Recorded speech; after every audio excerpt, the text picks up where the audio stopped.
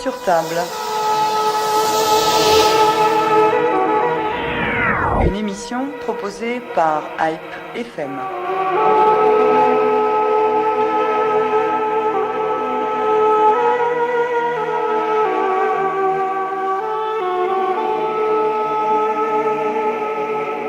Une vie entière mise au service de causes nobles. Pionnier dans l'étude du génocide arménien en France, tous, absolument tous, lui reconnaissent un humanisme engagé, une rigueur scientifique et une approche pédagogique unique.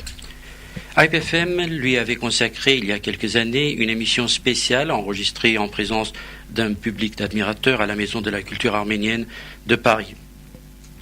Nous lui consacrons ce matin une nouvelle émission à l'occasion de l'apparition de son dernier livre, Les combats d'une vie chez l'Archipel, à quelques jours d'un 24 avril, lui aussi spécial, puisque décrété journée de commémoration officielle du génocide arménien, et en présence des coprésidents du CCAF qui l'ont décoré il y a à peine 2 ans pour son courage et son œuvre. Une émission durant laquelle plusieurs amis et collaborateurs de notre invité apporteront leur témoignage. Notre invité n'est autre que l'historien Yves Ternon. Bonjour. Bonjour. Nous sommes très ravis de votre présence. Yves Ternon, vous venez de publier Frères arméniens, frères juifs, frères Tutsi. C'est toute une vie qui est en ces quelques pages qui nous dévoile la personnalité d'Yves Ternon, au-delà de l'historien, mais aussi l'amoureux, l'homme qui a été accompagné par une femme merveilleuse, à qui vous dédiez la première partie du livre, mais également les dernières lignes.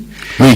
Ô combien c'était important pour vous, mais nous parlerons des génocides au pluriel et de votre tâche, cette tâche de mettre en comparaison les raisons, les manières de mettre en œuvre ces différents génocides du XXe siècle.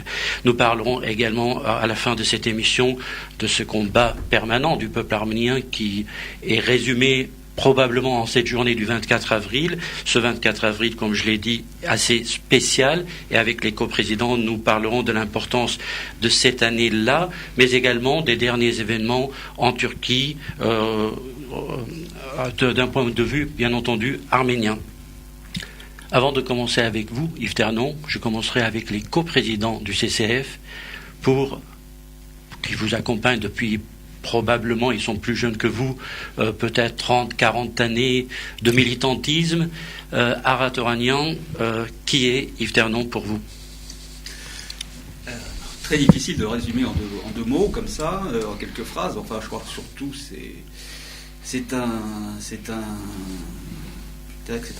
ne sais pas si c'est d'abord un humaniste, d'abord un homme engagé, d'abord un homme juste. En tout cas, c'est un homme talentueux, un homme de cœur, un homme qui a, me semble-t-il, toujours mis, enfin pas me semble-t-il, qui a toujours mis la justice à un très haut niveau dans ses choix, dans sa vie, dans ses engagements. Et c'est un homme qui, à ce titre, mérite tout le respect. Et je crois que c'est pour ça que, entre autres, on lui a donné, le CCF lui a donné il y a 2 ans sa médaille du courage, comme il l'a fait ensuite pour d'autres personnes, d'autres intellectuels, etc. Donc c'est évidemment aussi, c'est un compagnon. C'est quelqu'un qu'on a connu, moi je me souviens même plus, je crois que c'était en 1975 ou peut-être même avant, que j'ai vu pour la première fois Yves Ternon dans un meeting de la cause arménienne. Et ce qui m'avait tout de suite frappé dans le personnage, c'était sa pertinence, sa précision, sa clarté, son éloquence. Et j'ai tout de suite vu et on a tout de suite tous senti qu'on avait en lui un personnage qui était d'une qualité exceptionnelle, le meilleur avocat qu'on pouvait avoir pour défendre la cause arménienne et pour faire connaître cette vérité qui, à l'époque, était complètement enfouie, ignorée, censurée. Et c'est curieux parce qu'il est arrivé à un moment où, dans l'histoire de notre communauté, où les Arméniens s'étaient arrivés à une forme d'activisme pour justement briser le mur du silence Et parallèlement, ils ont trouvé à travers Yves Ternon une voie qui a su expliquer la réalité du génocide de 1915. Donc il y a eu une forme de convergence et de synergie, enfin dans des domaines évidemment totalement différents, qui ont fait un cocktail qui a permis à la cause arménienne à un moment donné, à ce génocide en tout cas, d'atteindre l'espace public. Là surtout où les Turcs voulaient empêcher, quand je dis les Turcs, c'est bien sûr les autorités turques, qu'ils soient mis à ce niveau. Moulad Papazian. Moi, je suis un peu plus jeune qu'Ala Toranian, et donc quand j'ai découvert Yves Ternon, j'étais un adolescent en fait. J'étais un adolescent, et quand on est adolescent et qu'on est passionné, on est toujours un peu fragile. On manque de confiance en soi. Et en fait, Yves Ternon, étant un chirurgien à la base, s'est transformé en historien. Il a beaucoup travaillé d'abord sur le génocide juif, puis ensuite sur le génocide arménien. C'était la voix, c'était la compétence, c'était l'assurance qui nous donnait confiance en nous aussi. Nous qui étions jeunes adolescents, effectivement, on était dans une période où le génocide arménien était passé sous silence, où effectivement le mur du silence a été brisé par la radicalisation de l'action qui venait souvent en complément à l'action politique, à l'action de la recherche historique. On était dans une phase où, en fait, pire que le négationnisme, c'était complètement le silence total sur les Arméniens. Nous n'existions pas. Et donc, constater l'émergence, l'arrivée d'une personnalité scientifique comme Yves Ternon, qui venait mettre sur la place publique en France l'histoire du génocide arménien, ça nous a redonné confiance en nous. En tout cas, moi j'étais un jeune adolescent, je rentrais dans le militantisme, et c'est là où j'ai découvert et suivi Yves Ternon ensuite tout au long de notre vie militante. Yves Ternon, vous êtes tout ça, mais pas que, parce que vous avez quand même une histoire autre que le génocide arménien et la Shoah. Vous avez démarré avec la question, la présence française en Algérie, votre présence aussi en Algérie, et puis cette période de mai 68. Racontez-nous un peu comment vous avez plongé, vous, le chirurgien peut-être rarissime de gauche dans ce milieu de médical, vous étiez très sensible à toutes ces questions-là. Il y a plusieurs étapes. Il y a l'enfance. L'enfance qui était une enfance traversant donc l'occupation allemande, une mère d'origine vosgienne, résistante, très catholique, et donc élève des des écoles chrétiennes. Je suis un petit garçon, un jeune garçon de droite, évidemment. Et le hasard fait, un bacille de corps, que je vais en sanatorium et que là je rencontre des gens de différentes disciplines et en particulier des philosophes. Donc moi qui étais centré uniquement sur les études, je découvre avec l'année passée là-bas, le temps des lectures, le temps des discussions, les réalités. Puis c'était la période de transition entre la fin de la guerre d'Indochine et le début de la guerre d'Algérie. Donc là, comme je dis souvent, je suis entré à droite et je suis sorti à gauche. Bon. Et le problème, c'est les périodes que l'on traverse. Quand on traverse une période agitée, évidemment, on peut ne rien faire, regarder faire, ou on s'engage. Quand on s'engage, il faut choisir son côté. Et il était évident pour moi que la révélation de ce qui se passait en Algérie, en particulier de la torture en Algérie, pour nous médecins, on avait déjà signé une pétition à l'intérieur des internes des hôpitaux de Paris, c'était un engagement qui devait se développer. Il s'est développé progressivement par mes rencontres avec des membres du FLN, un peu fortuite peut-être d'ailleurs, mais quand même un engagement. Puis une rupture au moment d'octobre 61 parce que il paraît que j'étais déjà fiché et qu'il valait mieux que je me mette en retrait, d'autant qu'on annonçait cette catastrophe des noyades d'octobre 61. Et après, à la fin avril 62, je rejoins les gens du FLN, surtout dans une maison qui est la maison du professeur de Lacan, où il y avait regroupé tous les intellectuels. Et quand vous dites je rejoins, vous faites quoi? Parce que dans le livre, vous racontez comment vous cachez des documents. Oui, c'est ça. Mais il y a deux étapes différentes, si vous voulez. Je cache les documents, puis on me les reprend. parce que justement, on risque de perquisitionner. Et dans chez ces moi. documents, il y a la liste des prisonniers algériens en France, voilà, etc. Voilà. Et c'était un ami qui était représentant donc des prisonniers algériens en France, de la Fédération de France du FLN. Et puis donc je romps, et puis après je me débrouille parce qu'on a quand même des relations, aller à une réunion où il y avait d'ailleurs plusieurs personnes comme Clara Malraux, Marceline Loridan, où on nous regroupe, si vous voulez, on nous réadresse vers des gens du FLN. Bon, et les gens du FLN se trouvaient, ceux que j'ai rencontrés, donc dans cette maison de la rue de Lille. Et c'était la période de Rocher Noir, c'est-à-dire après les accords d'Évian, l'engagement de la France pour préparer l'accès à l'indépendance de l'Algérie. On me demande d'aller dans une école à Colombes, une école paroissiale à Colombes, où je rencontre des gens du FLN qui me disent voilà, la situation est cela en Algérie, il n'y a plus personne pour soigner les Algériens. Les médecins français sont partis, est-ce que tu veux y aller ? Et alors là, très naïvement, je dis, moi j'y vais, d'accord, je passe par la Tunisie. On me dit, non, t'inquiète pas, c'est le gouvernement français qui t'envoie, t'as un mandat du gouvernement français, Rocher Noir, on arrive à Alger, en même temps d'ailleurs qu'une mission opposée de l'OAS rejoint par le Conseil de l'ordre des médecins, et on est pris en charge par la zone autonome d'Alger. Alors, je l'explique dans le livre, mais la zone autonome d'Alger, c'était le rêve libertaire pur, qui a duré quelques semaines, quelques mois tout au plus, et qui s'est fracassé après l'indépendance. Mais je me trouve à la tête, au nord de la Casbah, où aucun Européen n'a jamais été depuis quelques années, d'une clinique de 300 lits, avec toutes les équipes prêtes, tous les matériels, des infirmières qui sont des bonnes sœurs de Michelet dans la Kabylie, des médecins, pas des médecins, des collaborateurs des étudiants pour aider à opérer, un anesthésiste, etc. Donc on a travaillé pendant 3 semaines et on a fait du bon boulot. C'est-à-dire qu'effectivement, il y avait une situation assez catastrophique. Puis je suis reparti. Et puis après, j'ai pensé même m'installer en Algérie parce que l'enthousiasme était là. Vous aviez quel âge ? Vous étiez déjà donc oui, jeune j'étais médecin. déjà, quand même, pour être chirurgien avec une clinique de 300 lits, j'avais quand même 32 ans. 32 ans. 30 ans plutôt. 30 ans. Donc, je pense m'installer en Algérie et je découvre, si vous voulez, un autre aspect de cette Algérie indépendante, c'est-à-dire des gens qui courent vers les places et je m'aperçois que j'ai rien à faire. Et puis surtout, une prise de conscience que je suis français. Que mon pays c'est la France et c'est pas l'Algérie. On peut aider des gens quand ils sont dans la difficulté. Les Algériens maintenant sont indépendants et je m'en vais. Bon, j'ai été plusieurs fois en Algérie conservant des relations amicales, mais c'était fini.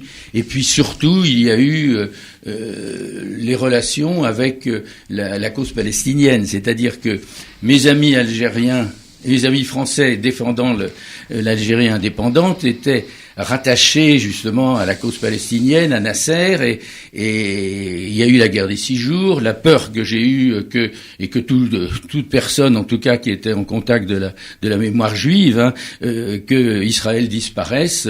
Donc j'ai fait un choix, encore un choix nouveau si vous voulez. Je me suis séparé de mes amis qui ont continué dans la cause palestinienne, alors que moi je me trouvais séparé d'une action politique à ce moment-là, évidemment. Alors vous étiez aussi dans d'autres combats. Alors je dirais peut-être plus en tant que chirurgien, mais le jeune catholique qui était Yves Ternon est tombé dans un autre camp au moment du débat sur l'avortement. C'est important de le rappeler avant de parler du sujet principal, parce que vous contribuez ainsi à quelque chose d'énorme dans la France de l'époque. Oui, ben ça c'est important. Il se trouve que en première année de médecine, j'avais 17 ans, j'arrive dans un centre de néphrologie où je vois des jeunes femmes de 20 ans, 22 ans en train d'agoniser d'une septicémie à perfringens post-abortum, c'est-à-dire une infection parce qu'elles avaient été avortées par soit par des matrones, soit par des médecins marrons. Donc c'était véritablement une plaie, une douleur que je portais en moi, que j'ai continué à porter avec mon exercice chirurgical parce que on apprenait complications des avortements, on avait en urgence des avortements provoqués avec des hémorragies, c'était des situations qui étaient souvent catastrophiques parce que quand on se trouvait avec un avortement de 4 mois avec un fœtus à extraire, je vous passe les détails, enfin pour moi c'était l'horreur et puis cette sorte de conscience de droite qui faisait qu'au fond ces femmes elles avaient que ce qu'elles méritaient. Pour moi il était évident que chaque femme a le droit de disposer de son corps quand elle est enceinte. C'était une évidence. Mais ce combat, je pouvais pas le porter tout seul. Il s'est trouvé que il y a eu tout le mouvement du planning familial, successivement la pilule, ensuite la décision justement de porter cette question de la liberté de l'interruption de grossesse. Et je résume, mais comme médecin, on avait fait un petit groupe avec des avocats pour avoir la possibilité de faire quelques interruptions de grossesse, mais le problème était que moi j'ai jamais fait un avortement avant d'avoir l'IVG autorisé, donc il fallait apprendre et savoir comment ça se faisait. Donc dès qu'il y a eu la loi de 74, avec un gynécologue, on a fait une petite virée aux États-Unis pour apprendre comment se pratiquer l'avortement, ce qui était extrêmement simple. Et puis après, je suis lancé dans la défense de l'interruption volontaire de grossesse et la pratique surtout, puisque si je scandalise certains, je reconnais avoir fait au moins 2000 interruptions volontaires de grossesse dans un cadre parfaitement légal, sans aucune complication, aucune. Alors, comme promis, nous allons consacrer une partie de cette émission au témoignage de vos amis, de collaborateurs qui ont bien voulu répondre à notre invitation. Durant la semaine, nous avons pu les avoir par téléphone, et ainsi Gérard Dédéan, avec qui vous avez collaboré. Voilà, on l'écoute pour voir ce qu'il dit de vous. Je connais Yves Ternon, le docteur Yves Ternon, personnellement et scientifiquement depuis près d'un demi-siècle. J'ai à la fois avec lui des liens personnels, nous nous voyons dans le Midi, et scientifiques. J'ai eu l'honneur de participer à son premier jury, à son jury de thèse sur ses travaux, et puis le redoutable honneur d'être son tuteur d'habilitation à diriger des recherches, c'est l'ancien doctorat d'État, à l'université de Montpellier. La grande nouveauté de l'œuvre d'Yves Ternon, qu'on ne souligne pas assez à mon sens, c'est d'une part qu'il a une approche juridique, l'un de ses ouvrages le montre bien, il a une approche juridique des génocides, et puis il a introduit une dimension comparatiste extrêmement large. Je suis en admiration devant la fécondité de son œuvre, plus de 20 volumes, dont plusieurs sont traduits dans plusieurs langues étrangères, et plus d'une centaine d'articles. Je remarque une qualité exceptionnelle, est-ce son art de chirurgien de haute qualité. Il démonte les événements concernant les génocides d'une manière absolument lumineuse. Et par ailleurs, sa documentation n'est jamais prise en défaut, c'est extrêmement solide, même s'il ne lit pas l'Osmanlı ou l'arménien, l'information est tellement large et solide qu'il est au fait de tout. Et il me rappelle le grand historien de l'Orient, René Grousset, ancien étudiant à l'université de Montpellier, qui n'avait appris ni le chinois, ni l'iranien, ni l'arménien, et qui reste encore un maître pour l'histoire de l'Orient. Yves a de plus un talent d'écriture absolument remarquable, qui est servi par une culture générale exceptionnelle. C'est également un enseignant, en particulier pour la Fondation pour la mémoire de la Shoah, qui se déplace chaque année dans plusieurs lieux, dans plusieurs pays, et ce qu'on ne remarque pas assez peut-être, Yves a une très belle voix, et c'est un orateur né. Je ressens profondément chez lui une sorte, un don de compassion, je dirais même d'empathie. Il souffre avec les autres, et comme le dit son dernier ouvrage, frère juif, frère arménien, frère tutsi. Je ne voudrais pas oublier le rôle de son épouse Micheline, qui est d'origine juive, et je me rappelle, en évoquant Micheline, qui est toujours à ses côtés de manière empathique également, je me rappelle que les Juifs, l'élite juive, au tournant du XIXe siècle, arrivant à une certaine position, particulièrement en France, a vu dans les Arméniens des frères de destinée. Bernard Lazare, par exemple, à Nîmes, à tel point que, dans certains écrits, ils disent aux Arméniens, nous vous avons donné Jésus. Yves Ternon est à mes yeux la plume et la voix des victimes de génocide. Du point de vue simplement civique, du point de vue de la République française, il a une dimension nationale. Il a également cette dimension nationale en Arménie et ailleurs. Il ne s'agit pas ici de son aura internationale, mais de la position qu'il tient officiellement dans le débat sur les génocides, sur les droits de l'homme, en France en particulier. Il me semble, même s'il est encore plein de vigueur, plein d'allant et plein d'enthousiasme, qu'il est temps que la reconnaissance se manifeste, reconnaissance au sens, je dirais, affectif du terme, mais reconnaissance également au sens officiel du terme. Alors, les coprésidents du CCF, le sens officiel de ce terme, vous le comprenez comment? Qu'est-ce qu'il reste à faire pour que Yves Ternon soit reconnu non pas seulement par les Juifs, les Arméniens et aujourd'hui désormais par les Tutsis, mais également par le grand public comme étant ce qu'il est et ce dont on parle aujourd'hui autour de cette table, mais d'une manière plus officielle? Je me reconnais totalement dans ce que vient de dire Gérard Dédéian. Il l'a dit admirablement bien. Et il a vraiment bien résumé en fait ce que représentait Yves Ternon. Ensuite, je suis d'accord pour dire que Yves Ternon doit bénéficier aujourd'hui d'une reconnaissance nationale au niveau de l'État français.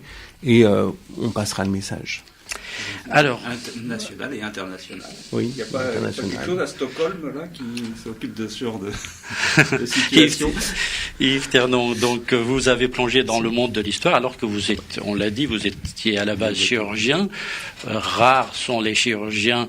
Alors après, il y a beaucoup de médecins qui écrivent des romans, il y a beaucoup de médecins qui font d'autres activités, mais plonger dans l'histoire alors que la médecine c'est une science assez exacte ou très exacte, l'histoire non. Comment ce passage a-t-il eu lieu? Ça s'est déroulé de manière divergente et convergente en même temps. Divergente parce que j'ai abordé, en tant que médecin, l'histoire avec la connaissance, la découverte en quelque sorte, des expérimentations faites par des médecins allemands dans les camps de concentration, rapportées au cours du procès des médecins à Nuremberg. Donc je suis remonté d'étape en étape, parce que la question qui se pose quand on voit ça, on se dit mais qu'est-ce qui s'est passé? Alors première étape, je découvre le massacre des aliénés allemands perpétré dans des chambres à gaz dirigées par des médecins SS, donc quand même 70 000 personnes assassinées parce qu'elles sont censées être porteuses de maladies héréditaires, c'est énorme. Je me repose la question en amont, toujours en médecin, comment ça a pu arriver de 33 à 39. Et je découvre une adhésion massive des médecins allemands, sans doute d'ailleurs plus que les avocats, le premier groupe social à adhérer massivement au national-socialisme, avec cette inversion de la pensée médicale qui fait qu'ils n'avaient plus le souci de soigner l'individu, mais de soigner la race allemande, le peuple allemand. Donc inversion qui remonte encore plus avant. Où est la source? La source, elle est à la fin du XIXe siècle, dans l'apparition d'un racisme biologique qui, regroupé, refondé avec l'antisémitisme porté justement par les nazis comme antisémitisme rédempteur, sauvetage de la race allemande par la destruction de la race antagoniste, etc. Donc je découvre un ensemble que j'ai découvert de façon ascendante, si je puis dire, et en médecin. Et puis, quand je me suis intéressé à la question arménienne, je l'ai fait dans l'autre sens. Et là, je l'ai fait en historien. C'est-à-dire, ne connaissant rien. avant d'aller dans le champ du génocide arménien, quelques mots sur la Shoah et sur cette machine infernale qui a été mise en place. Vous l'avez dit, ça a commencé bien avant la Deuxième Guerre mondiale, puisqu'il y a toute une idéologie qui a fait que, au lieu de sauver des vies, on détruisait des vies. Justement, c'était la médecine nazie en quelque sorte. Et qu'est-ce qui a fait, comment cette idéologie s'est installée, cette inversion des rôles? Justement, elle s'est installée à partir d'un processus génocidaire que je redéfinis plus tard, donc je vais en reparler après, avec ces étapes successives qui fait que l'on va directement vers la catastrophe. Et que, justement, dans ce processus génocidaire, on peut avoir les moyens, si on l'interrompt assez tôt, d'éviter un génocide. Donc, deuxième étape, je me tourne dans l'autre sens avec le regard de l'historien cette fois, sur un domaine que je ne connais absolument pas, et je n'étudie pas au départ le génocide des Arméniens, j'étudie des événements qui seraient produits en 1915 pour savoir d'abord qui sont les Arméniens. Donc là, je reprends les choses dans le bon sens, c'est-à-dire j'apprends par la lecture, par les informations qu'on me donne, qui sont ces Arméniens de 27 siècles de culture, quand même, il faut le découvrir. Et je me centre ensuite sur le 19e siècle en voyant que il y a là un virage, décomposition de l'Empire ottoman, intervention des puissances européennes pour sauver soi-disant les chrétiens, mais surtout pouvoir intervenir dans l'Empire et essayer de prendre sa part dans sa décomposition.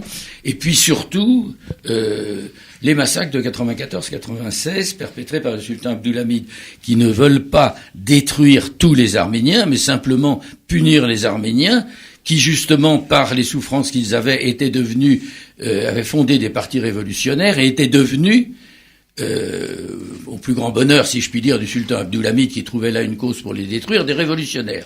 Visage qu'ils vont porter tout au long de cette catastrophe. Et puis la rupture, cette rupture que j'ai peut-être mis du temps à comprendre et que les historiens d'aujourd'hui ont compris, historiens turcs ou historiens d'autres pays, la naissance du comité Union et Progrès. C'est-à-dire la naissance d'une idéologie qui, elle, se rattache à l'idéologie qui a amené à la Shoah, c'est-à-dire le racisme. Non pas le racisme contre une race, mais le racisme de soi-même, c'est-à-dire le racisme turc, le fait que les Turcs sont une grande nation et qu'ils ont tous les droits pour conquérir le pouvoir et développer leur puissance à travers l'Asie, voire même à travers tout le territoire, le continent asiatique. Donc cette prise de conscience, avec ces dérives au cours justement de cette courte période qui va de 1908 à 1915, conduit directement au génocide des Arméniens. Et je découvre à ce moment-là que ce génocide n'est pas un génocide contre une race, c'est un génocide contre un groupe qui occupe un territoire et qui risque de devenir indépendant si les Turcs perdent la guerre, voire en tout cas d'avoir une autonomie, et que ça met en péril l'idéologie centrale des jeunes Turcs, c'est-à-dire la constitution d'un État turc à partir de l'Anatolie. Donc là, on est devant non pas un processus de haine pure qui était celui complètement utopique des nazis contre les juifs, mais quelque chose de rationnel, de bien pensé, d'organisé, où il y avait plusieurs solutions. On était tous d'accord, je parle au niveau des Turcs bien entendu, pour déporter les Arméniens, mais il y a un parti beaucoup plus dur qui a décidé de les exterminer. Donc l'extermination, c'était la solution qui réglait tous les problèmes. Donc voici comment, si vous voulez, se situe le génocide des Arméniens. Donc à partir de cet événement, de cette comparaison, si je puis dire, entre deux événements différents et avec des similitudes, pour moi l'élément central, c'était le processus génocidaire. Comment on en est arrivé là? Qu'est-ce qui s'est passé? Et on redécouvre des similitudes importantes, plus dans le processus génocidaire d'ailleurs que dans la commission du crime de génocide, qui fait que il y a des étapes. La première étape, c'est toujours la source à la fin du XIXe siècle, le racisme, dans ses différentes formes, je viens d'en parler. La deuxième étape, c'est ce que j'appelle la culture du ressentiment, c'est-à-dire un peuple qui se sent blessé, qui veut un besoin de revanche et qui se trouve un bouc émissaire dans un autre groupe. Et progressivement, à travers un processus totalitaire, il se donne les moyens de préparer sa destruction, puis à travers une guerre, car c'est la guerre qui est l'événement essentiel, de le détruire. Et ce qui est certain, c'est que quand il y a la guerre, c'est trop tard. Ça va arriver, on n'arrivera pas à l'empêcher. Et puis, troisième événement, quand j'en suis à ce stade de réflexion sur la criminalité de l'État, patatras, 1994, on sait qu'il y a un génocide qui se prépare, il éclate, on le nomme génocide et il va jusqu'au bout. Alors, vous avez découvert le génocide arménien et l'histoire des Arméniens à travers également quelques amis qui vous ont, des Arméniens et des non-Arméniens, mais particulièrement des Arméniens. Vous parlez de cette librairie rue Monsieur le Prince. Monsieur le Prince, Alain de Saint-Mélian, que vous avez rencontré, Anna et Termination qui vous a beaucoup aidé, que nous avons perdu il y a quelques semaines, et bien d'autres. Et puis il y a Raymond Kevorkian qui vous salue aussi à travers ce témoignage qu'on écoute. Parler d'Yves Ternon, c'est une chose, on va dire, à la fois complexe et facile. C'est aussi un plaisir. C'est parler de quelqu'un qui a consacré sa vie à comprendre des mécanismes humains collectifs qui sont malheureusement pas très glorieux, en l'occurrence les violences de masse. Quelqu'un qui a cherché à comprendre toujours plus profondément ces phénomènes. C'est aussi une personnalité qui a été toujours à l'écoute de la douleur des autres. Je pense que c'est un élément aussi qui caractérise Yves Ternon. Et puis une fidélité absolue à la volonté de découvrir toujours et d'exprimer la vérité, donc de lutter contre tous les négationnismes, en particulier concernant le négationnisme mis en œuvre de manière systématique par l'État turc, qui reste fidèle en quelque sorte au souvenir, à la mémoire de ses prédécesseurs de l'Empire ottoman. Je pense que cet élément du négationnisme constitue aujourd'hui un enjeu majeur, car c'est une manière de prévenir éventuellement des actes futurs qui pourraient, comme on a malheureusement pu l'observer avec le Rwanda, encore endeuiller l'humanité et nous salir tous collectivement. Nous avons écouté donc Raymond Kevorkian. Nous allons écouter Meir Oentrater également, qui est le rédacteur en chef de l'Arche, qui a beaucoup travaillé avec vous, surtout sur quelques dossiers concernant essentiellement le génocide arménien. C'est une ouverture très importante de l'Arche vers le génocide arménien, mais également plus récemment sur les Tutsis, dont on parlera tout à l'heure, parce qu'il est important d'évoquer ce génocide dont on commence à parler, et ça rappelle un peu la souffrance des Arméniens dans le déni de leur génocide. Et donc, on écoute Meir Oentrater, et puis vous commenterez son témoignage par la suite.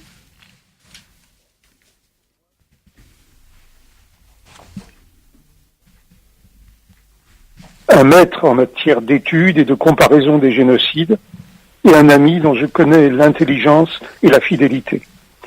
De tous les souvenirs qui me reviennent lorsque je pense aux années où nous avons travaillé ensemble, il y en a un qui m'est plus cher que les autres. Et je sais que lui aussi y attache de l'importance, car il l'évoque dans ses mémoires qui viennent de paraître. C'était il y a 15 ans. Je dirigeais alors la rédaction de l'Arche, le mensuel du judaïsme français, et j'ai voulu consacrer un numéro aux 2 génocides qui ont marqué le début et la fin du XXe siècle. Le titre disait l'essentiel: frères arméniens, frères Tutsis, frères humains. La contribution d'Yves Ternon à ce numéro a été déterminante. Il a étudié chacun des 2 génocides en le situant dans son contexte historique, et il a ajouté un remarquable article de synthèse sur le négationnisme, qui était d'ailleurs le seul article traitant aussi des Juifs. Dans ses mémoires, il souligne qu'aucun de mes lecteurs, juifs pour la plupart, n'a protesté contre une telle mise en perspective de la Shoah. Et j'en suis fier. En 1999, quelques années avant l'apparition de ce numéro de l'Arche, j'avais organisé une rencontre publique au siège du journal sur le thème Juifs et Arméniens. Du côté juif, je savais à qui m'adresser. Mais du côté arménien, je ne connaissais presque personne. C'est l'indispensable Yves Ternon qui a créé le contact avec des Arméniens, dont plusieurs sont restés des amis jusqu'à ce jour. Grâce à lui, j'ai pu embrasser la cause arménienne comme j'ai embrassé la cause Tutsi, en connaissance de cause et avec la connaissance des gens. L'extraordinaire capacité qu'a Yves de mettre en lien des personnes venues d'horizons divers tient à sa démarche, qui embrasse des causes diverses. C'est une démarche intellectuelle, puisque, comme il ne cesse de le dire et de l'enseigner, on ne peut comprendre vraiment un génocide que si on approche le phénomène génocidaire dans sa totalité. C'est aussi, et ce fut d'abord, chronologiquement, en ce qui le concerne, une démarche humaniste. Ma femme et moi avons vu Yves et sa femme Mich nous montrer fièrement chez eux à Paris le Khatchkar qu'ils venaient de recevoir en cadeau. Nous les avons vus aussi au Rwanda marcher tristement à nos côtés sur les sites du génocide. Le savoir et l'émotion vont de pair chez Yves Ternon. Il n'étudie pas les êtres humains comme un entomologiste, il se refuse à séparer la science de la conscience, et c'est ce qui fait tout le prix de son activité. Ah, encore un mot. J'ai parlé tout à l'heure des années où Yves et moi avons travaillé ensemble. Mais le verbe doit se conjuguer au présent et au futur. Nous travaillons ensemble et j'espère que nous continuerons à le faire, comme on dit chez les Juifs, jusqu'à 120 ans. C'est ce qu'on vous souhaite, Yves Ternon, jusqu'à 120 ans. Pour vous, et très franchement pour nous, parce que les Arméniens, ça a été dit tout à l'heure, à travers vous, ont trouvé donc un avocat, un témoin, un activiste historien, même si dans le livre vous dites que je resterai dans la rigueur de l'historien et je veux pas rentrer dans les détails du militantisme basique, mais je reste l'historien de cette question. Mais ceci étant, tout le monde comprend et sent l'amitié que vous portez pour ce peuple, le peuple arménien.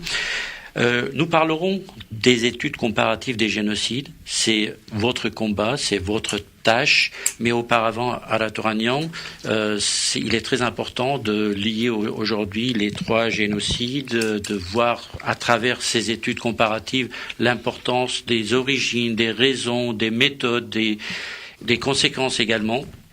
Mais il y a toujours un problème. Nous, les Arméniens, on s'occupe de la question arménienne prioritairement, et c'est quelque part, c'est normal. Les Juifs de leurs problèmes, et les Tutsis aujourd'hui, ils essaient de se faire entendre quelque part.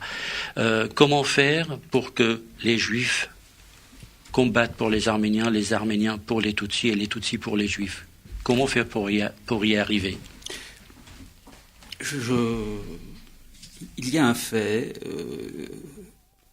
qui est relativement récent, qui remonte quand même à au moins une quinzaine, une vingtaine d'années, c'est qu'on a dépassé très largement le stade de la concurrence des mémoires pour aller, au contraire, vers ce que Bernard-Henri Lévy appelle la solidarité des ébranlés.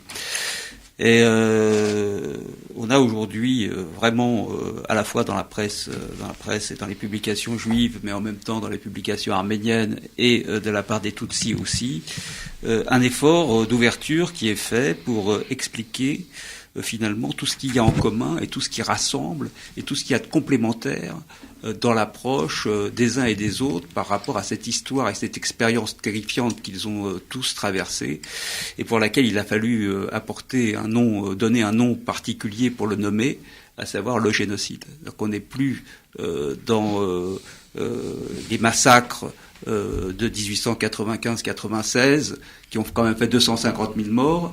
Je dirais qu'on est peut-être au-delà aussi, c'est à discuter des massacres contre les héros et les Damas qui ont fait plus de 80 000 morts ou 85 000 morts. Quand on est arrivé en 1915, on est arrivé à effectivement un processus d'extermination, d'anéantissement total d'une nation, d'un peuple. Et c'est exactement la même chose qui est arrivée pour les Juifs, d'une manière encore plus amplifiée du point de vue en particulier du nombre, et puis un petit peu différente de la nature. En tout cas, il y a, et évidemment ensuite avec les Tutsis, et aujourd'hui on a véritablement, du point de vue des intellectuels, de ceux qui s'occupent aussi et des militants qui luttent pour la mémoire et pour la vérité, la conscience que nous sommes hélas dans la même tranchée, dans la même situation terrifiante, et qu'il faut absolument avancer en commun, en complémentarité, et il n'y a aucune espèce de concession et de concurrence à avoir sur ce terrain. Et il y en a d'ailleurs de moins en moins. On voit aujourd'hui l'engagement des grandes figures juives, en particulier également du CRIF, des grandes organisations du Mémorial de la Shoah envers la question arménienne. On voit leur présence au CCF, on voit leur présence à toutes les commémorations. Ils sont extrêmement là, ils ont joué un rôle très important pour la connaissance du génocide arménien dans leur communauté et au-delà. Nous-mêmes, nous nous efforçons d'être également très présents et d'exprimer notre solidarité à chaque fois que l'occasion nous en est donnée. Même chose en ce qui concerne bien sûr nos frères Tutsis. Voilà, donc il y a un progrès qui a été accompli. C'est vrai que les choses n'ont pas toujours été simples. Eh bien, il faut à un moment donné, et c'est vrai que pour chaque peuple, pour chaque individu, faire l'effort. Comme disent certains, savoir aussi aller au-delà de ses réflexes premiers, penser contre soi pour s'ouvrir vers l'autre. Et ça, c'est la démarche qu'a eue Yves Ternon pendant toute sa vie, de ne jamais établir des frontières et d'essayer de trouver ce qu'il y avait de commun entre tous les combats. Yves Ternon, on vous le dit, on vous conseille que le comparatisme peut être dangereux également s'il est mal utilisé. Il faut avoir une rigueur très stricte en la matière, sinon ça crée de la concurrence victimaire et ça peut engendrer un nouveau négationnisme. Il était très important de parler aussi de la méthode pour l'historien. Oui, en fait, là aussi, il y a une démarche historique. La Convention de 1948 définit le crime de génocide avec un mauvais article 2, je ne vais pas le détailler, mais qui branche immédiatement sur une concurrence des victimes. C'est-à-dire que, telle qu'est rédigée la Convention, son article 2 et son article 3 d'ailleurs, on peut imaginer qu'il y a eu dans le seul XXe siècle de très nombreux génocides. Ce qui fait qu'il y a un repli immédiat, évidemment, de la communauté juive, qui, elle, sait bien qu'elle a été victime d'un génocide, puisque c'est à partir de là, si vous voulez, qu'on définit le contexte de génocide. Donc, un blocage vis-à-vis des autres événements. Et nous avons combattu dès le début un double ennemi. La concurrence des victimes et le négationnisme. Cette concurrence des victimes, c'était un ennemi qu'on pouvait écarter si on procédait rationnellement, c'est-à-dire avec une étude précise mettant en parallèle l'histoire et le droit. Le droit est bloqué par cette convention de 1948 et son article 2, ce qui fait qu'un certain nombre de juges étant obligés de prononcer un verdict en fonction de la convention vont être gênés, bloqués parfois, et nous les historiens, nous avons au contraire la possibilité de repenser le crime de génocide, d'autant que nous pouvons revenir à la source, c'est-à-dire à Raphaël Lemkin, et comprendre dans l'analyse du processus qui va mener en 2 ans de la définition du mot génocide à la Convention de 1948, qu'il y a eu intervention des nations à l'intérieur des commissions de l'Organisation des Nations Unies, et que on peut définir le génocide à l'historienne, si je puis dire, et revenir à une conception qui permettait de séparer le crime absolu, ce crime des crimes, ce crime sans nom dont parlait déjà Churchill en août 1941 dans une émission radiophonique, des autres, et de le distinguer à partir du travail de l'historien. D'où la notion de génocide avéré, qui pour moi est capital, l'adjectif avéré pouvant se traduire sur le plan du droit comme au-delà d'un doute raisonnable. C'est-à-dire toute personne qui nie un génocide avéré est catégoriquement, non pas un révisionnisme, un négationniste, c'est-à-dire un menteur. Et ça nous permet donc à la fois de définir ce qu'est un vrai génocide avéré, donc les 3 génocides du XXe siècle dont je parle, sans jeter l'anathème d'ailleurs sur les victimes des autres événements qui sont génocides ou génocidaires, mais où le travail de l'historien n'est peut-être pas achevé, et les autres crimes, les autres violences de masse, où le fondateur des Genocide Studies, Léo Cooper, avait isolé une définition qui s'appelait les massacres génocidaires. C'est-à-dire, il y a des éléments du génocide, mais ça n'a pas, si je puis dire, la pureté dans l'horreur du génocide.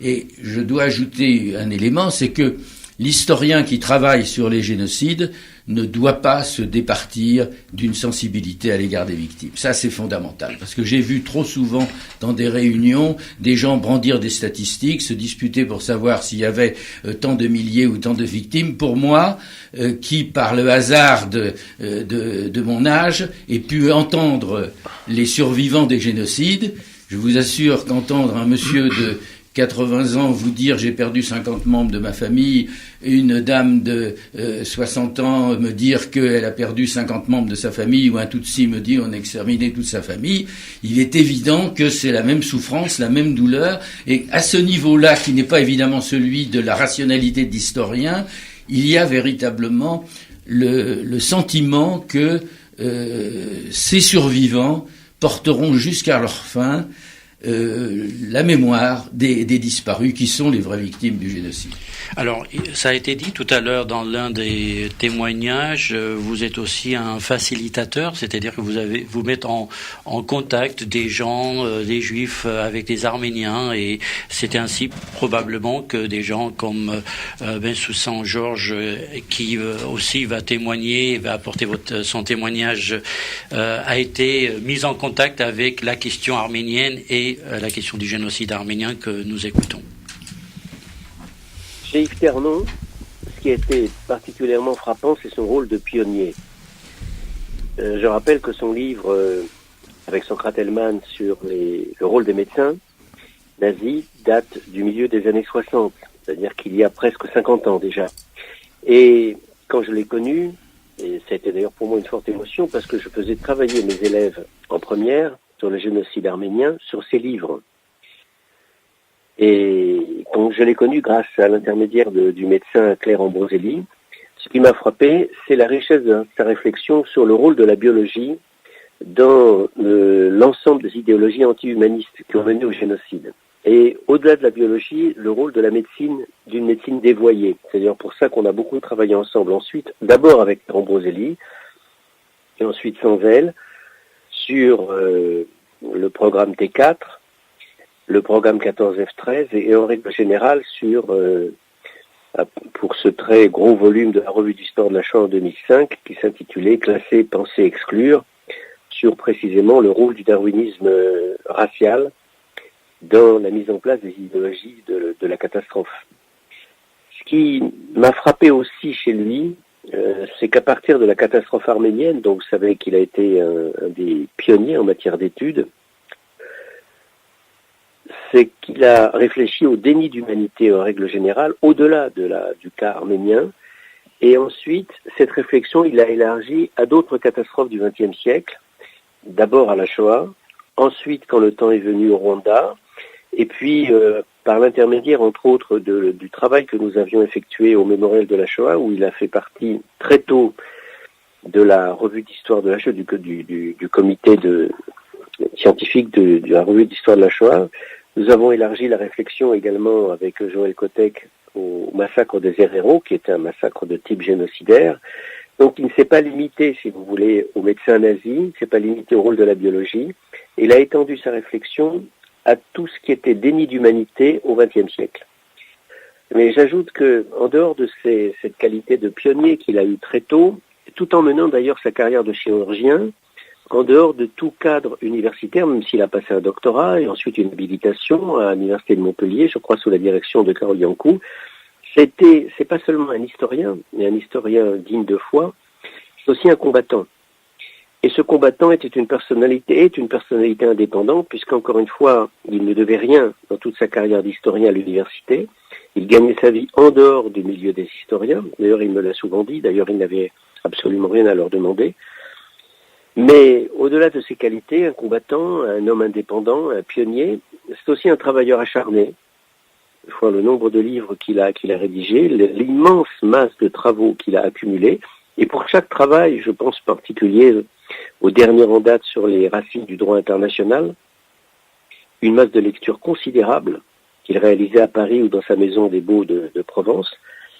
Et à toutes ces qualités, il y en a une autre qui m'a beaucoup impressionné à chaque fois que nous étions au colloque ensemble, ou que je l'entendais au Mémorial par exemple, ou ailleurs, hein, puisqu'on sommes souvent intervenus en France ou à l'étranger ensemble. J'étais toujours impressionné par ses qualités de pédagogue hors pair. Voilà un homme qui, à 80 ans passés, et encore aujourd'hui à 87 ans, est capable de vous faire un exposé d'1 heure sans notes, absolument sans notes. Donc une mémoire impeccable, une érudition étincelante, et surtout un véritable talent pour captiver l'auditoire. C'est pas l'homme des exposés plats et ennuyeux, c'est un homme qui savait arracher l'auditoire à son apathie et qui savait la transporter, et qui sait transporter d'un auditoire, que ce soit un auditoire scolaire d'ailleurs d'élèves ou un auditoire d'adultes, peu importe, à la réflexion sur ces sujets qui sont des sujets difficiles, des sujets ardus.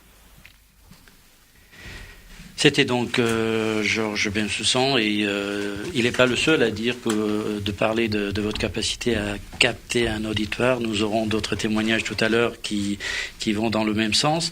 Mourad Papazian, c'est vrai que pendant toutes ces années-là, on a eu du mal à se faire entendre, mais finalement on est arrivé avec une commission qui a été mise en place il y a quelques années, présidée par Vincent Duclerc, à certaines conclusions. Aujourd'hui on est dans les manuels scolaires. Il y a une avancée, certes, grâce également à Yves Ternon et son travail.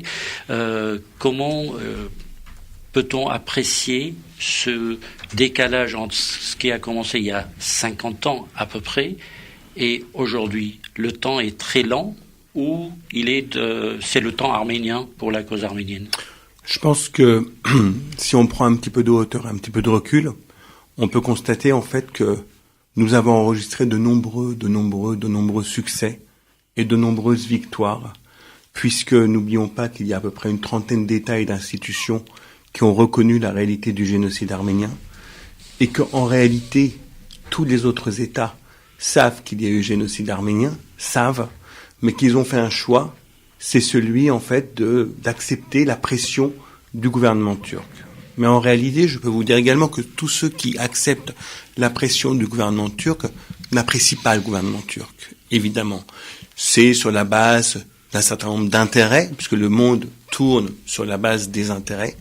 Et donc, on a beaucoup progressé, on a beaucoup gagné face à un État qui est une très grande puissance, deuxième armée de l'OTAN, d'accord, une puissance incontournable dans la région, qui a la main sur un certain nombre d'alliés et qui est capable effectivement d'interdire, entre guillemets, à un certain nombre d'États de reconnaître une réalité historique. Nous, avec les moyens qui sont les nôtres, d'accord, avec notre volonté, notre force, notre détermination et surtout le souffle long, nous avons réussi à battre la Turquie à chaque fois. En France, on a réussi à battre la Turquie à chaque fois. On a réussi à battre la Turquie sur la question de la reconnaissance du génocide arménien. On a gagné à de nombreuses reprises, y compris la bataille politique sur les questions du négationnisme. On a gagné la bataille de l'opinion parce que notre cause est juste. Et dans le monde entier, on gagne la bataille de l'opinion également partout parce que notre cause est juste. Moi, je voudrais revenir à un autre sujet. C'est celui, qu'est-ce qui unit aujourd'hui Arméniens, Juifs et Tutsis? À part le fait qu'on n'est plus effectivement dans la concurrence des mémoires et qu'on est dans la solidarité des ébranlés, on a un ennemi commun. C'est le même. C'est celui qui est sournois, c'est le négationnisme. Et c'est la haine raciale. C'est ça notre ennemi. Et donc ensemble, je pense que le combat de demain, c'est que ensemble, en fait, Arméniens, Juifs et Tutsis, d'accord, nous devons réussir à mettre en place un dispositif anti-négationniste, qui soit judiciaire ou pas. En tout cas, un dispositif anti-négationniste qui interdise à ces États-là, en fait, de faire leur sale besogne. Je pense que c'est le sens de notre combat de demain, de tous les peuples qui ont vécu un génocide et qui sont en but au négationnisme ou à la haine raciale, y compris pour les Juifs qui ont un dispositif législatif, la loi Guesso, qui punit les négationnistes. Ça ne veut pas dire qu'il n'y a plus de négationnisme, on le voit très très bien. C'est-à-dire qu'il y a des dizaines et des dizaines et des dizaines d'actes négationnistes, anti-juifs en France et dans le monde aujourd'hui. Et donc je pense que c'est la construction qui doit nous porter demain dans nos combats communs.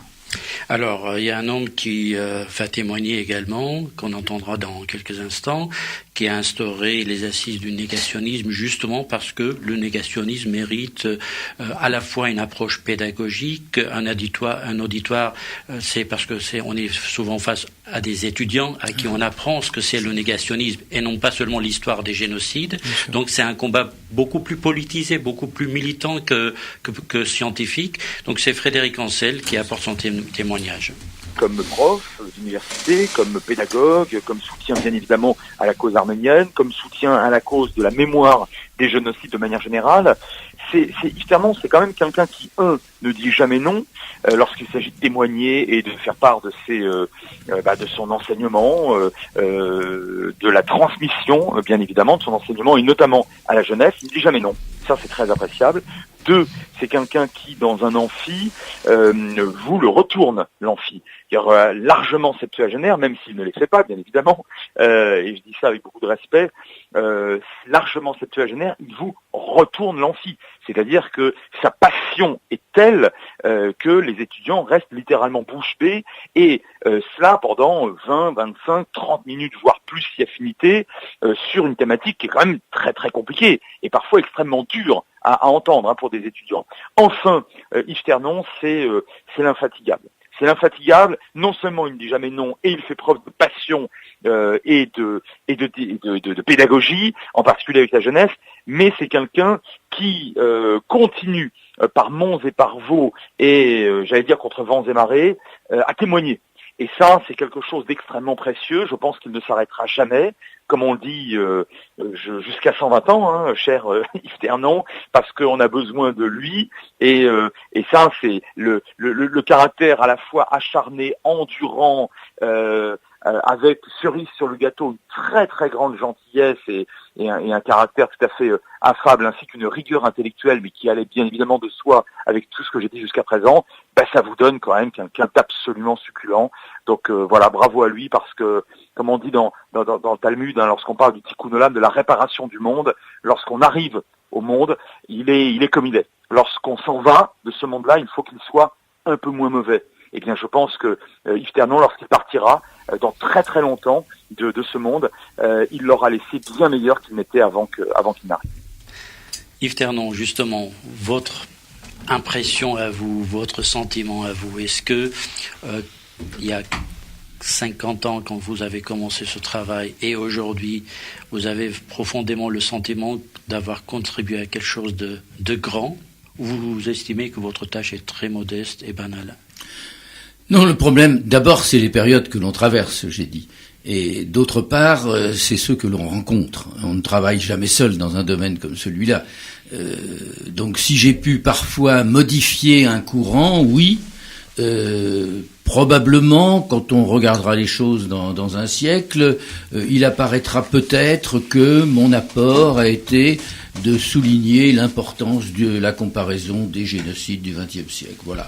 Je me bornerai à cela parce que il fallait sortir chacun de l'isolement mémoriel dans lequel il se trouvait à juste titre, regarder un peu la souffrance des autres, et peut-être est-ce là le fait que je suis médecin et que je n'ai pas de sympathie mais de l'empathie pour ceux qui souffrent, et donc essayer de leur faire partager ces souffrances. Donc je pense que c'est dans cette approche comparée des génocides que j'ai sans doute apporté quelque chose, en tout cas en France.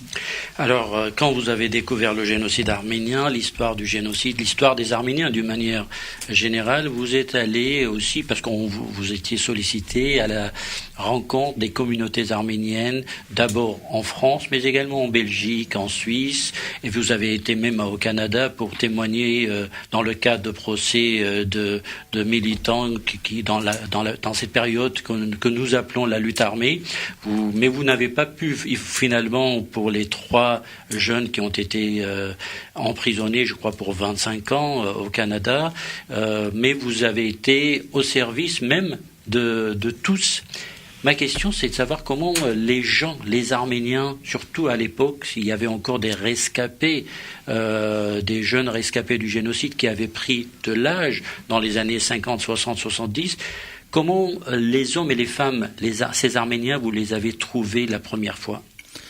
Ah ben ça c'est un problème. Je les ai trouvés parce que après la publication du livre, ils découvraient qu'il y avait quelqu'un qui n'était pas arménien qui s'intéressait à eux. Donc j'ai été dans la plupart des communautés, surtout dans le midi de la France, mais aussi évidemment en région parisienne, et j'ai découvert d'ailleurs des communautés différentes.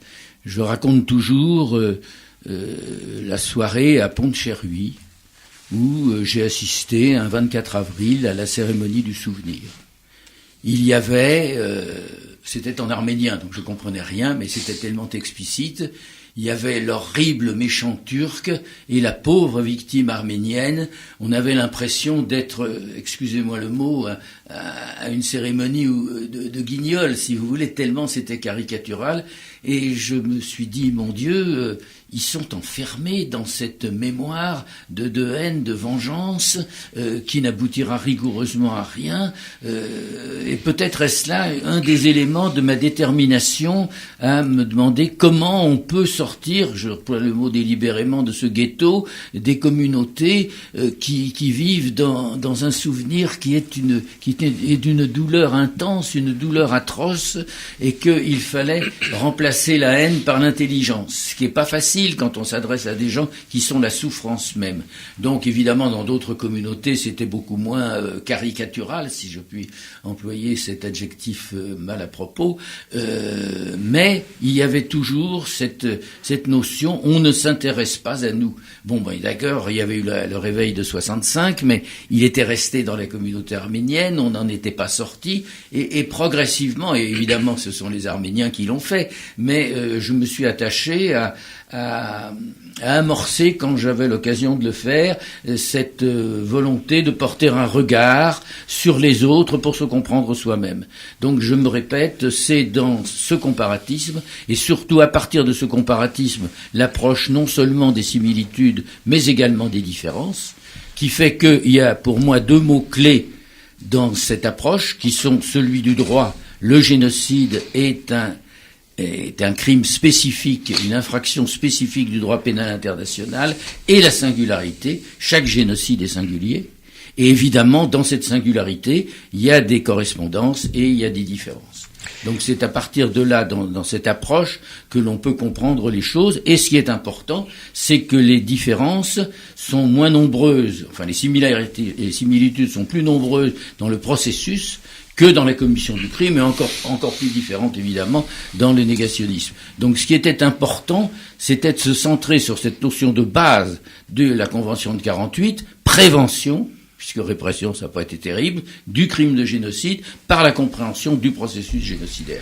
Bon, c'est peut-être là que, comme d'autres, comme tant d'autres, on a amorcé un différent regard. Il y a quelques passages très intéressants dans votre livre, quand vous allez à la rencontre de ces communautés, de voir les plus âgés parmi l'auditoire qui se lèvent et à la fin de votre intervention, qui commencent à vous parler de leurs souvenirs de massacres. C'est les rescapés du génocide qu'on ne voit plus, que les plus jeunes parmi nous ne verront plus, ces hommes et ces femmes vraiment blessés, mais au plus profond d'eux-mêmes, par cette histoire, et qui viennent témoigner. Cette découverte de ces Arméniens-là, il m'intéresse beaucoup d'avoir votre regard sur les Arméniens de cette époque-là, comment vous les avez découverts. C'est dans ce sens-là que je vous posais la question. Qui étaient les Arméniens pour vous? Comment vous les avez vus, sentis? Écoutez, c'est vraiment le moteur de mon action, le contact que j'ai pu avoir donc dans les années 60, 70 plutôt, avec les rescapés du génocide. Vous savez, dans les réunions, en général, il y a des gens qui posent des questions, et puis il y a des gens qui racontent leur histoire. Souvent, leur histoire, ça empêche de développer la conférence. Mais vous ne voyez jamais les conférenciers interrompre quelqu'un qui vous raconte son histoire du génocide. Ça, c'est quand même une règle. Ça bouleverse peut-être l'horaire de la conférence, mais quand vous êtes, je l'ai dit tout à l'heure, mais je me répète, devant quelqu'un qui porte en lui la mémoire de toute sa famille disparue, de tous ses amis disparus, la mémoire lui-même, puisqu'il est survivant d'un long chemin de douleur, et vous ne pouvez pas faire du génocide une simple question d'histoire. Il est évident que c'est là le moteur véritablement de l'action que l'on mène. Et surtout l'histoire de cet homme qui était la veille d'accord avec vous sur une éventuelle réconciliation entre Arméniens et Turcs, et le lendemain vous le verrez. Et oui, alors ça c'est une histoire que je raconte souvent pour montrer la maladresse du débutant. J'étais à Marseille, au Capitole, je crois, en 24 avril 74 ou 75, donc avant la publication de mon livre, avec mon ami Édouard Jacquian, qui est un brillant orateur, et on a fait notre rencontre, on est devenus des amis très proches dans l'avion. Il me montre il me demande le texte de mon intervention. Je lui donne le texte de mon intervention, il la lit et puis il me dit bon maintenant je vais réécrire la mienne parce qu'on avait fait la même. Et puis lors de la conférence, très naïvement devant une foule, le Capitole, c'était un grand cinéma, il y avait vraiment une foule dense. Je termine en disant quand même il faudrait se réconcilier avec les Turcs. Alors on déjeune, et puis il y a un vieil Arménien qui ressemblait plus à Rému qu'à un vieil Arménien, vous savez, et qui me dit je vais en parler à maman. Et le soir il revient, il me dit docteur, j'ai parlé à maman. Et maman m'a dit mon fils, je vais t'avouer quelque chose, je te l'ai jamais dit, mais les Turcs ils ont scié ton frère sur mes genoux. Alors, tu veux que je leur pardonne? Alors là, j'ai compris qu'il se passait autre chose, si vous voulez, que on était dans une dimension qui est celle du génocide et qu'il faut comprendre cela comme on comprend, si vous voulez, ce que racontent les Tutsis ou les Juifs survivants, que c'est pas un simple pogrom, c'est autre chose, c'est autre chose, et que ces survivants se demandent d'abord pourquoi ils sont là. Ils le porteront toute leur vie, éveillés, et surtout dans leurs cauchemars. Parce que j'en ai entendu des cauchemars. Vous avez évoqué Édouard Jacquian. Oui. C'est Grégoire Jacquian qui apporte son témoignage. Il est très émouvant et difficile de résumer tout ce que représente Yves Ternon et évidemment Mich à ses côtés pour moi. Yves me paraît être une double incarnation. D'une part, et ça va sans doute vous surprendre, Archimède, le bon vieux Archimède, et d'autre part, il représente la raison. Alors Archimède, pourquoi? Parce qu'Archimède était le premier à avoir inventé le levier, ce petit instrument d'apparence dérisoire, mais qui permet de soulever des montagnes. Et Yves, mon Archimède, est sans doute l'Archimède de la communauté arménienne, puisque c'est le premier élément extérieur à la communauté arménienne qui a permis à la communauté arménienne de se hisser vers le haut, de même qu'il a permis de me hisser vers le haut. Et d'autre part, je faisais allusion à la raison parce que Yves Ternon, pendant toute sa vie, combat et a combattu les superstitions. Yves m'a appris et nous a tous appris à partir des faits, rien que des faits, à raisonner et à laisser, je dirais, l'intuition et le sentiment que je qualifierais d'intestinaux là où ils sont, pour qu'ils cèdent la place à la raison et à l'élévation de la raison. Tels sont les deux éléments qui me viennent immédiatement à l'esprit lorsque le mot, le nom et le beau visage d'Yves Ternon me viennent à l'esprit. Donc c'était Grégoire Jacquian, avocat, des propos très intéressants, et à chacun un point de vue très différent de l'autre. Personne ne s'est répété ou presque pas. Chacun a une vision d'Yves Ternon, d'un point de vue, d'une rencontre, d'un témoignage très très particulier. Et justement, le négationnisme, évidemment, c'est une courte émission pour parler de votre vie, Yves Ternon, mais nous allons quand même évoquer le grand mal de ce qui unit les trois peuple juif, arménien et Tutsi, comme Moulad Papazian l'a dit tout à l'heure, et le combat qui est celui d'aujourd'hui et de demain, c'est le négationnisme.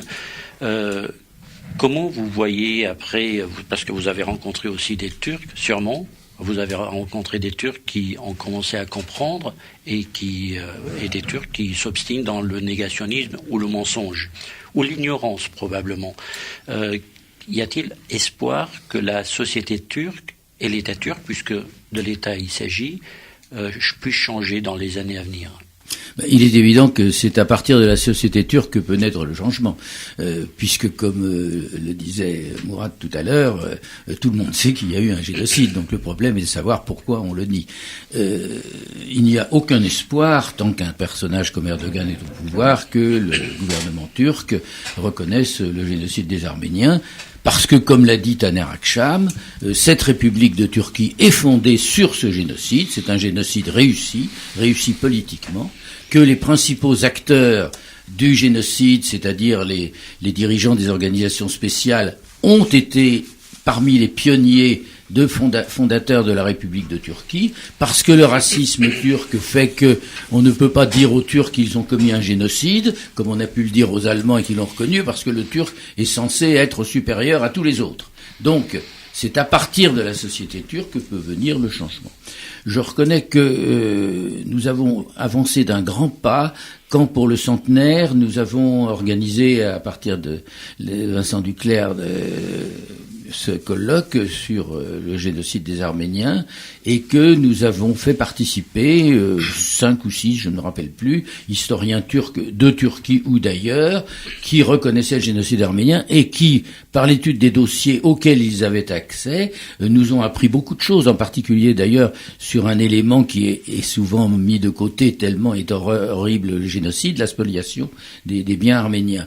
Donc, à partir du moment où lorsque dans la société turque, il y a des voix qui s'élèvent. Je prends l'exemple des professeurs d'histoire et de géographie à qui l'on a demandé à un moment de faire rédiger par leurs élèves des rédactions sur les horreurs que faisaient les Arméniens, etc. Donc, du négationnisme pur, un certain nombre se sont levés. Donc, il faut que germe dans la société turque cette indignation contre un mensonge de plus d'un siècle pour que on puisse espérer, à travers évidemment des changements politiques qui s'expriment démocratiquement, un changement. Il y a un élément qui est quand même très important, c'est que ce génocide a été perpétré par les Turcs avec l'aide des Kurdes, et que les Kurdes ont été très rapidement associés à la mémoire arménienne. Et moi, je me rappelle d'un moment qui m'avait vraiment bouleversé, lorsqu'on avait tenu ce tribunal des peuples à la Sorbonne,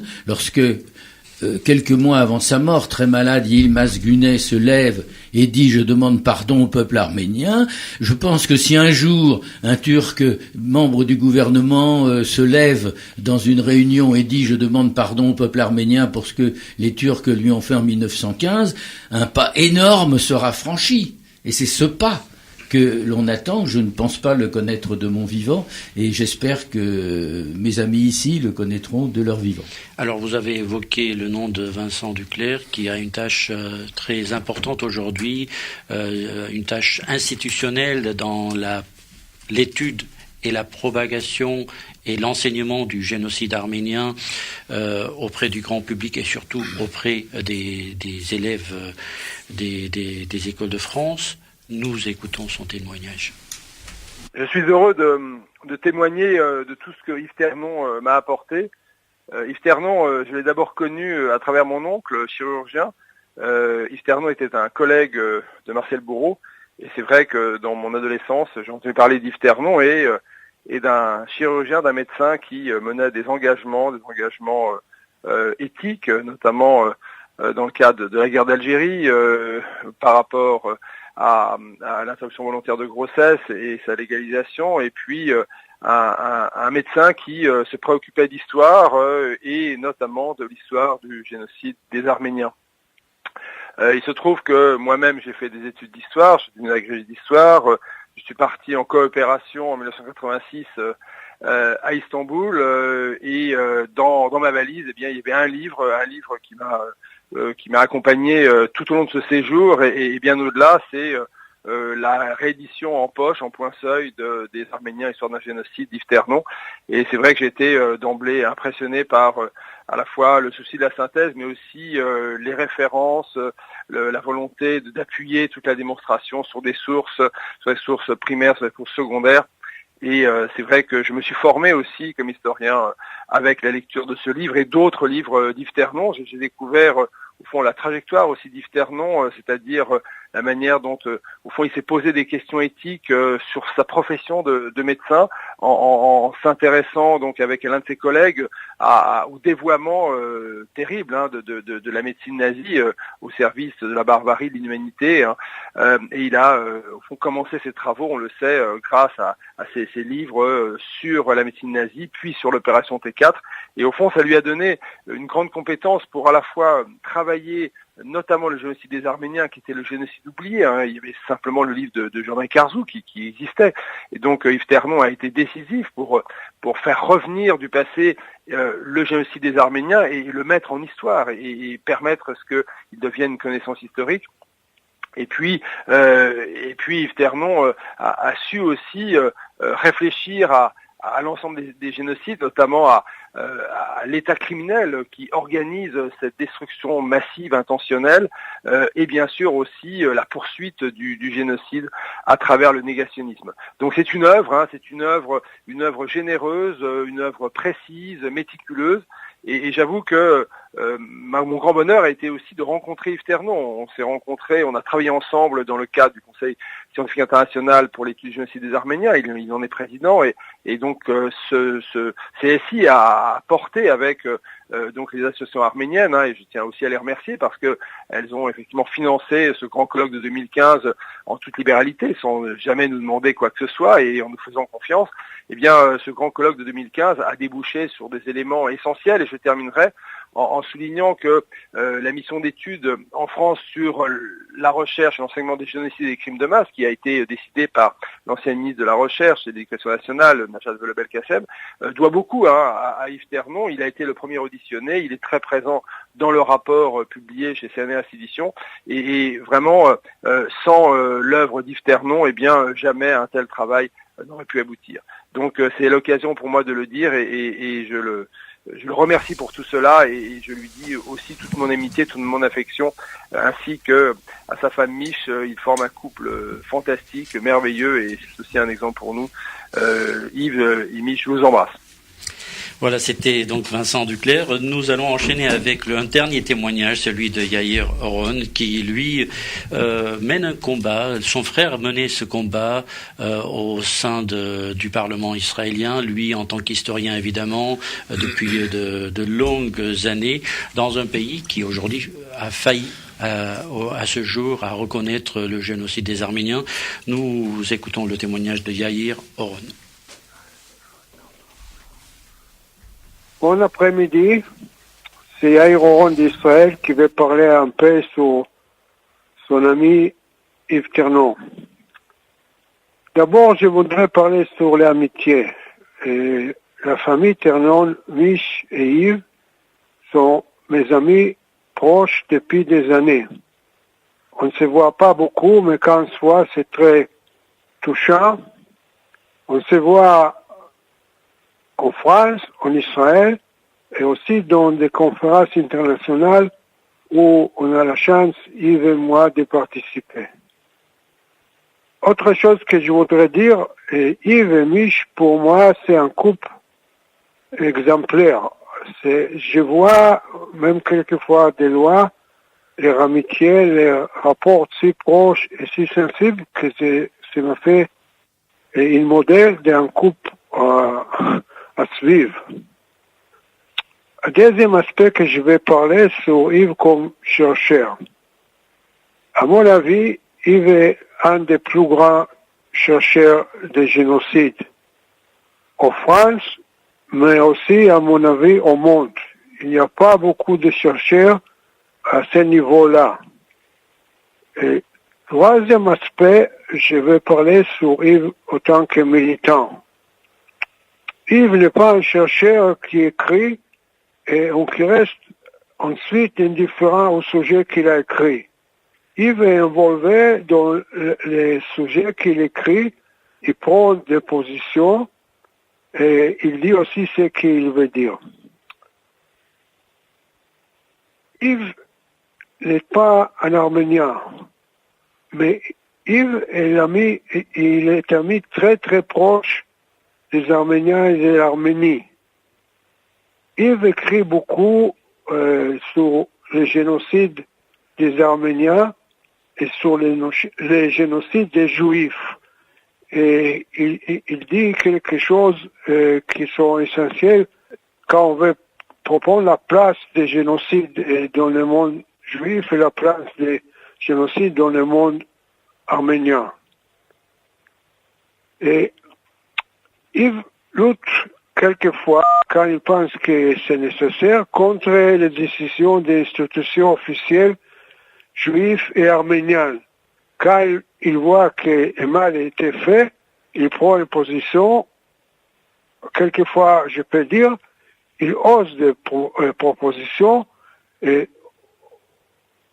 dans lesquelles il critique l'attitude officielle des institutions. Peut-être vous vous souvenez le cas qui était avec moi en 2003, où, d'une raison à autre, mon voyage était annulé à cause des pressions de délégués de certains pays. Et Yves a lutté que le mal va être corrigé. Il a écrit des articles dans les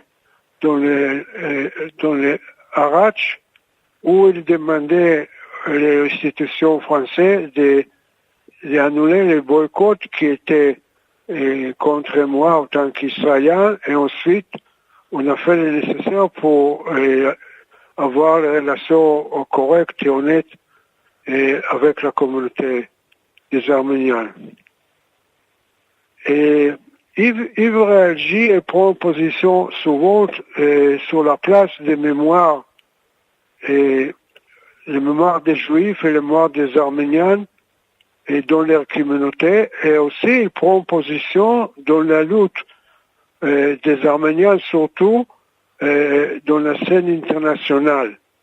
Et il pense que le sujet des génocides des Arméniens, c'est pas quelque chose qui touche que les Arméniens et aussi peut-être les Turcs, mais il pense, et je suis très d'accord avec lui, que c'est un sujet pour le monde international.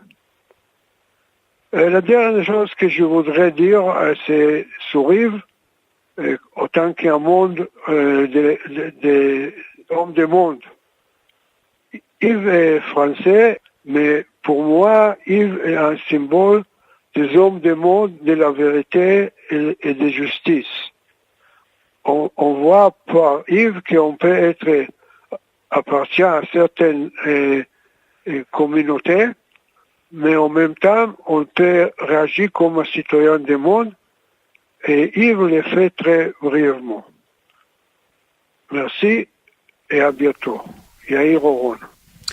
C'était donc Yair Oron qui vous rend un hommage, le dernier de cette émission. Évidemment, il y a tellement de choses à dire encore, Yves Ternon, sur votre parcours, sur vos idées, sur vos engagements, sur votre visite, vos visites au pluriel en Arménie, la première fois, toujours avec Mich dans les années 70, et puis au lendemain du séisme, où vous y allez en tant que chirurgien, vous nous racontez comment on vous tire dessus parce que vous êtes dans des camions qui allaient avec d'autres Aram Termination, qui conduit lui un camion, vous dans une autre Jeep, vous allez dans des villages pour aller au plus près de ces victimes du séisme. Vous êtes toujours au combat, mais vous donnez une information qui, en tout cas pour moi, c'était une nouveauté. Ce télégramme qui arrive de Bakou, qui félicite les Arméniens à cette occasion du séisme. Oui, je voudrais préciser une chose, on n'a pas tiré sur moi parce qu'on était avec Ara d'Andiguian dans la voiture qui précédait, on a tiré sur le camion qui portait les vivres et les matériels qui était piloté par Aram Termination. Bon, ben, il y a rien eu de grave. Pas de dégâts. Alors, j'ai appris là-bas, je ne sais pas exactement si l'information est exacte, mais j'avoue qu'elle était assez bouleversante, par vraiment la méchanceté de ce télégramme. Il se trouve que, à la suite des massacres de Sumgait, un certain nombre d'Azéris ont été chassés d'Arménie et sont repartis, plus ou moins délibérément, j'en sais rien, vers l'Azerbaïdjan. Et il se trouve aussi que, quand le séisme a eu lieu, les dirigeants azéris, en tout cas ceux qui ont fait cette Et il y avait des Arméniens qui avaient fui l'Azerbaïdjan. On remerciait les Arméniens d'avoir renvoyé les Azéris parce qu'au fond ils n'avaient pas été tués. Au lieu de dire leur solidarité avec les Arméniens, ils avaient cette insolence-là.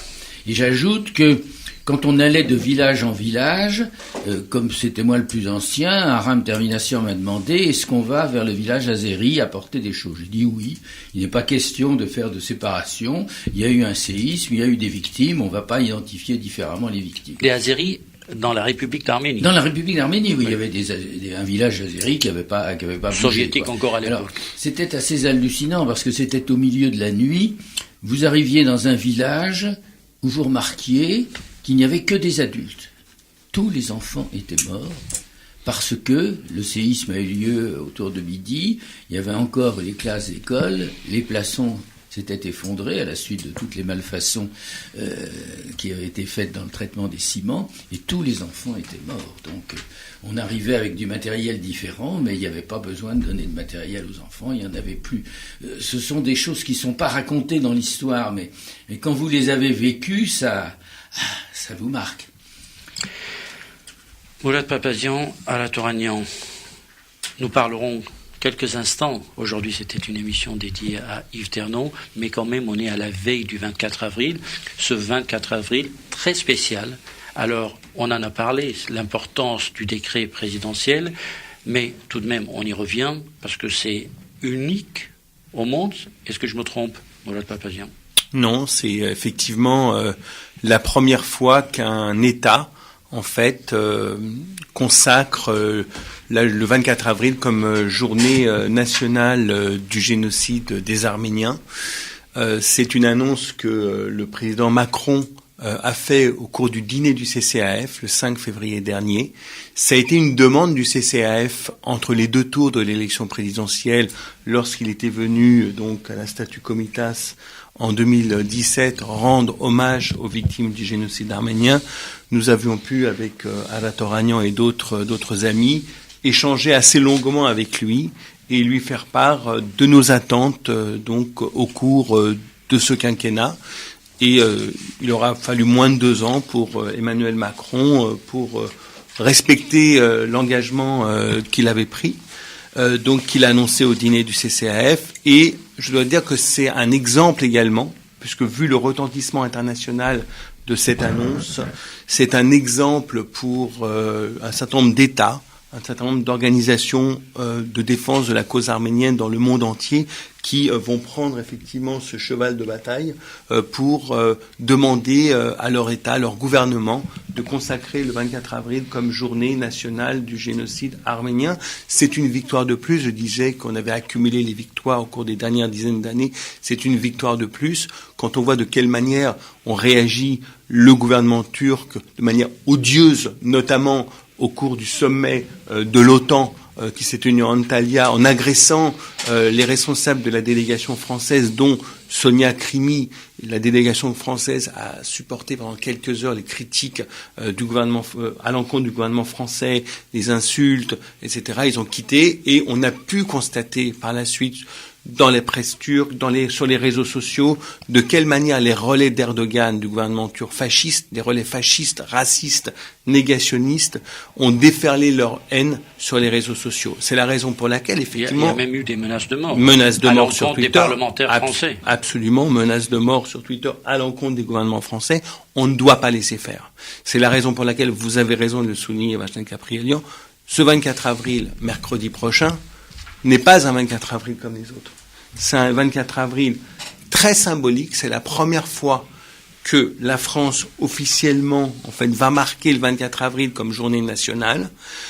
C'est le Premier ministre Édouard Philippe qui viendra en personne représenter le gouvernement. On aura eu Emmanuel Macron au dîner du CCAF.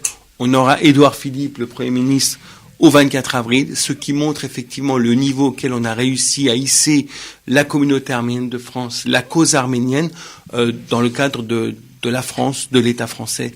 Il faut qu'on soit très très nombreux, évidemment, ça va sans dire, 24 avril, 18h à Paris, devant la statue Komitas. Et puis, cette année, la marche est vers l'ambassade de Turquie. Cette année, la marche est vers l'ambassade de Turquie.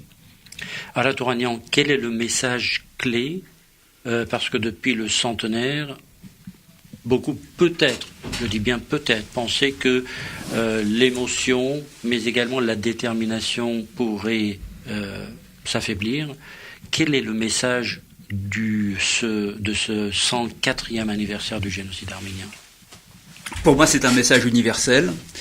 La France, en faisant ce geste, en déclarant cette journée nationale du génocide arménien, s'est approprié les morts qui sont ceux d'un crime contre l'humanité.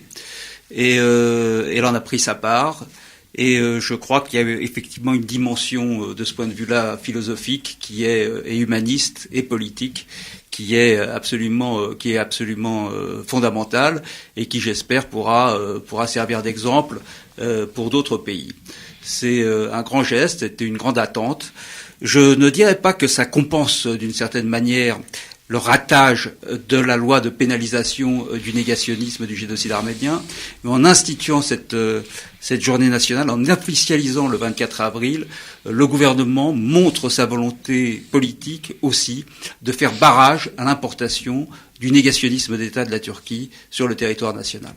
Donc c'est extrêmement important. La présence évidemment du chef de l'exécutif, du chef du gouvernement Édouard Philippe à cette commémoration, ça sera la première, revêt aussi une importance politique qui n'échappera à personne.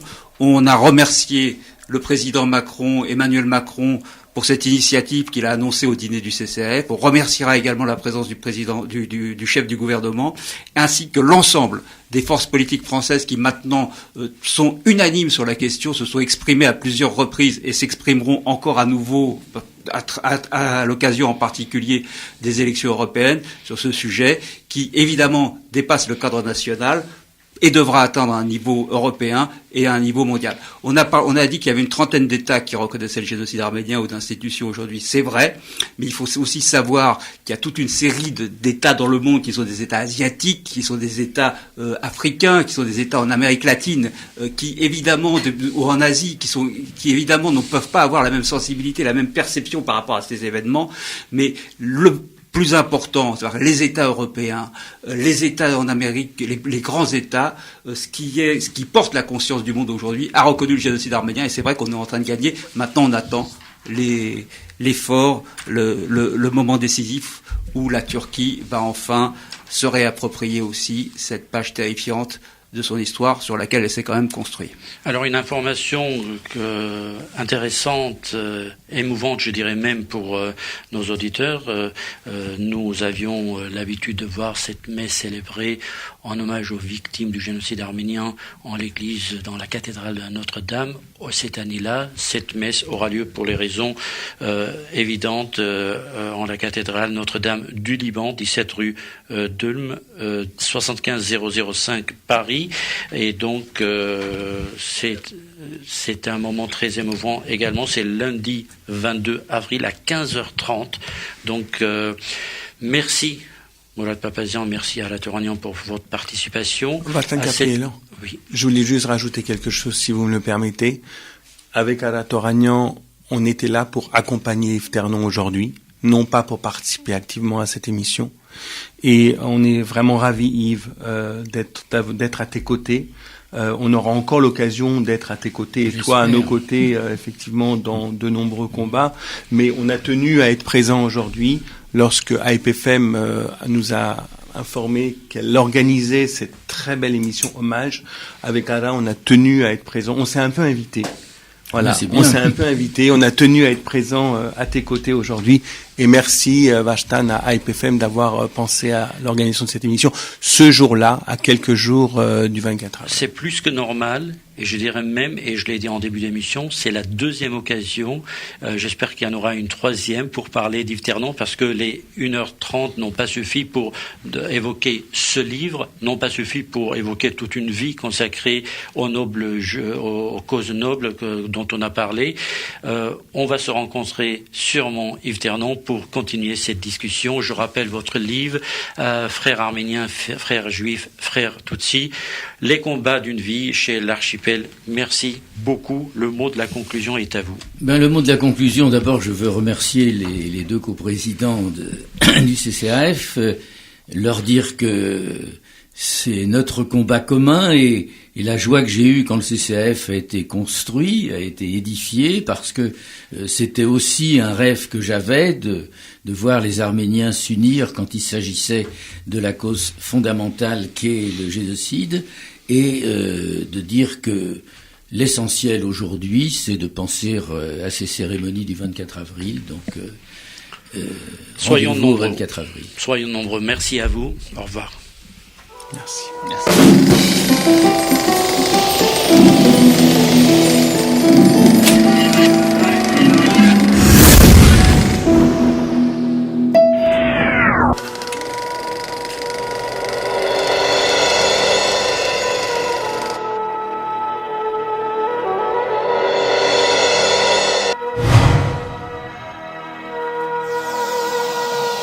Sœurs sur table. Une émission proposée par Hype FM.